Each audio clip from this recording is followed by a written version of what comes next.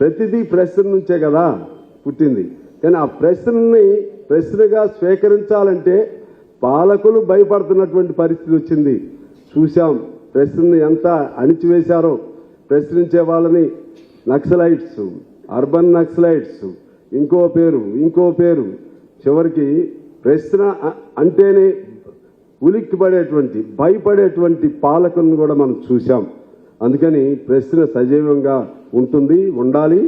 ఆ ప్రశ్న సజీవంగా ఉండాలంటే ఆ ప్రశ్న నుంచి పుట్టినటువంటి కమ్యూనిజం సజీవంగా ఉండాలి.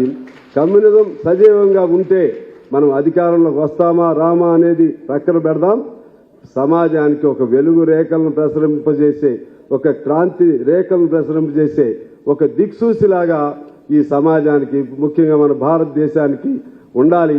నేను మరలా వేడుకుంటున్నాను వేదిక పైన ఉన్న పెద్దలందరినీ, ఏనాటికైనా సరే మళ్ళా ఎర్ర జెండాలన్నీ ఒక్క జెండా అవ్వాలని నేను కోరుతా ఉంటాను. ప్రతి సందర్భంగా అన్ని కమ్యూనిస్ట్ పార్టీలు ఒక కమ్యూనిస్ట్ పార్టీ అవ్వాలి.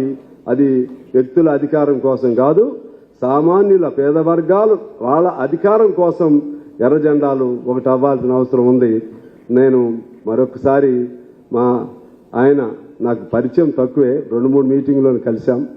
ఆయనకి తెలియనటువంటి అభిమానిగా నేను మారాను. అంత మన గొప్ప మీ నాయకుడు, మా నాయకుడు, మన నాయకుడిని కోల్పోయినందుకు సిపిఐ తరఫున గొప్పగా నేను మా మీటింగ్ ఒకటి కూడా నడుస్తుంది. నేను అది ప్రారంభం వరకు కూడా లేను, అదే ప్రారంభించి వద్దాం అనుకున్నాం. సెప్టెంబర్ 17 ముగింపు కార్యక్రమాలు, కానీ ఇది ఖచ్చితంగా రావాలని చెప్పి రావటం జరిగింది.